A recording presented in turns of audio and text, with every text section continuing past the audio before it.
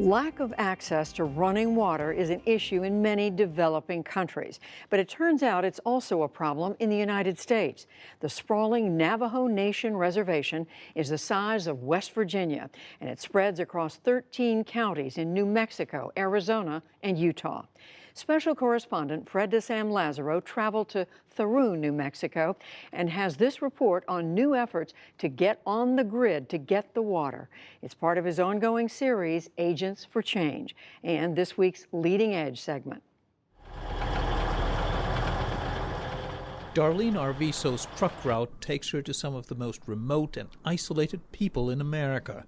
She is their link to the world outside, her payload literally a lifeline.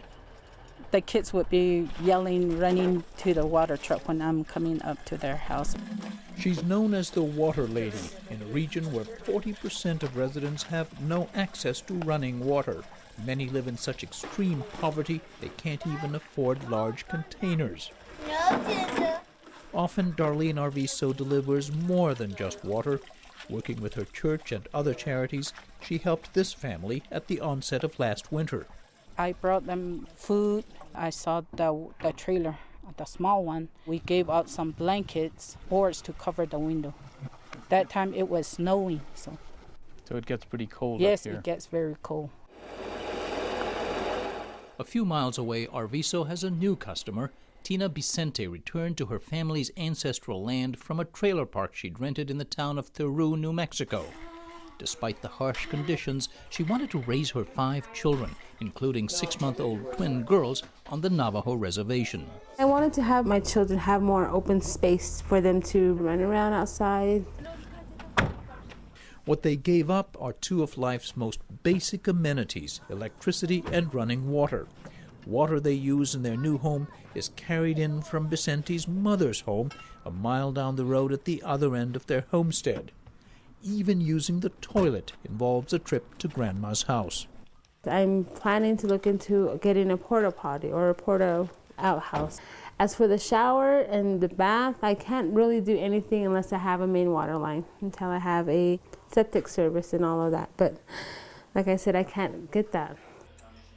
Due to a long waiting list, getting connected to the main water line could take up to 15 years, and it will cost more than $12,000. Although Vicente works full-time, piped-in water is a luxury she cannot afford. For a long time, we've told those people, just wait, infrastructure will catch up with you. Well, infrastructure is not coming. George McGraw founded a group called Dig Deep that used to work on water projects in Africa, but is now directing its efforts to help some of the 2 million people in this country, like the Vicente family, who lack access to clean water and sanitation. But when the backhoe is active, everyone needs to have a hard hat on. That includes 18,000 homes in the Navajo Nation. Wells are not an option for most homeowners. They're deep, expensive, and there's no guarantee of clean water. A lack of clean water in the United States does exactly the same thing to families it does around the world. It impacts their health, their ability to hold down a job, to get an education, their ability to spend time with their kids, to play, to have a happy life.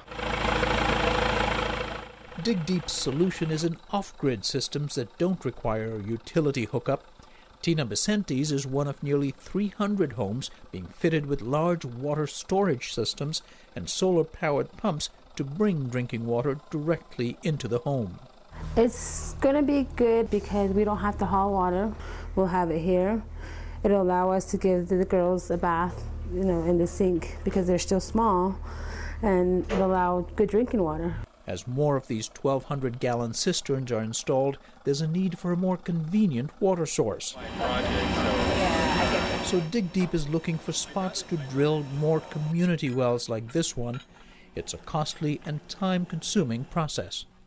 The first task when water comes out of this hole is to make sure that it's free of contaminants. Uranium from old mines is a common one. If it checks out as clean, this well will bring huge savings for hundreds of families who come from miles around here. On average, residents of the Navajo Reservation pay 13 cents for a gallon of water. That is 72 times what a typical ratepayer pays in suburban Arizona or New Mexico. We spend a lot of our time out here working on water projects, but a lot more time in our office in Los Angeles, for instance, trying to convince everybody in America they should pay attention to this problem, care about it, and want to do something about it. Last year, Dig Deep did manage to convince some nearby Rotary clubs, which pledged some $75,000, which will fund about 18 installations like this one in Tina Vicenti's home. Rotary International has long been involved in clean water projects around the world, but Jim Bissonette of Scottsdale, Arizona, said they never imagined doing this work in their own backyard. It's kind of a shock when you think that people in the United States don't have running water. We're going to change the lives of this family dramatically from the water they were carrying in pickle jars to their house to actually having running water, and that's a huge shift for them. They'll have a few more small luxuries with the new rooftop solar panel. It will drive the water pump and also some basic LED lighting. Lights! Fabulous. Well, we have power. Projects like these also help train and provide work that can keep local talent local. 23-year-old Annie Begay's skills could fetch a job anywhere in America, but she's thrilled to be able to stay in the place she calls home. You get to know the family before we put in these systems. You get to know a little bit of their background, and it's where I grew up, so it's a good feeling knowing that you're helping where you grew up. Finally, at the end of a long day, the water lady arrived for her big delivery, and Annie Begay tightened the last screws. It was time to gather around the sink for an impromptu celebration as Tina Vicenti turned on the faucet.